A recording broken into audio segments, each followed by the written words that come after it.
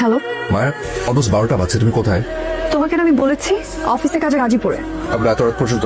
সাদাত, তোমার না সবসময় এইসব কথাবার্তা আমার ভালো লাগে না। আমাদের ফার্স্ট অ্যানিভার্সারি, রাত 12টার সময় কেক কাটবো ভেবেছিলাম, তোমাকে সারপ্রাইজ দেবো ভেবে সবাইকে ডেকে এনেছিলাম, এখানে জড়ো করেছিলাম।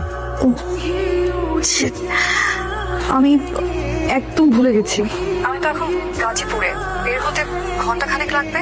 তুমি একটু ম্যানেজ করো না প্লিজ, প্লিজ প্লিজ।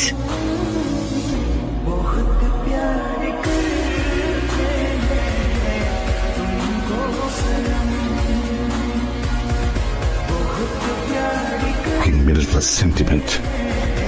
সাদাত, রাত অনেক হল, যাই বাসায় এসো বোমারি নিয়ে।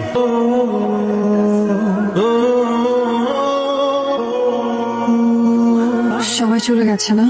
এই যে গাজীপুরে নতুন একটা প্রজেক্ট শুরু হয়েছে, মানে এখন থেকে এভরি ফ্রাইডে আমাকে যেতে হবে।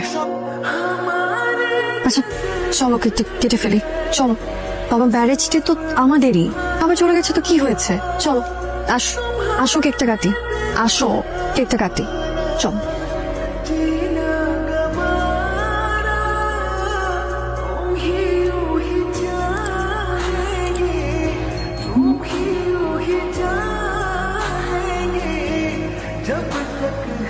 আরে তোমার বন্ধুর বউ না?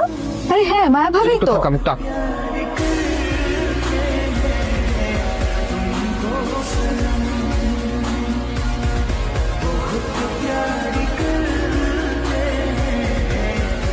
ফখরুল ভাই, আপনি?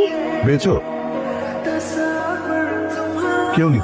আমার বিয়ের অফিসার কলিগ। ওকে, এসো ভিতরে এসো।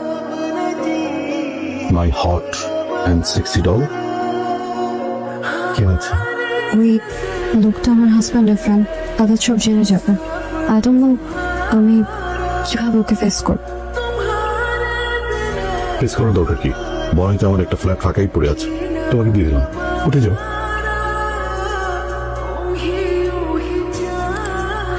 কি করবা? সাদাত ভাইকে কি জানাবা? জানাবো না মানে? অবশ্যই জানাইতে হবে।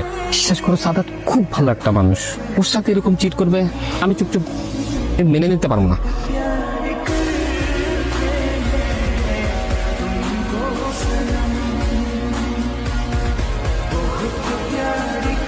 গাজীপুরে তোমার নতুন প্রজেক্ট কেমন চলছে? সবই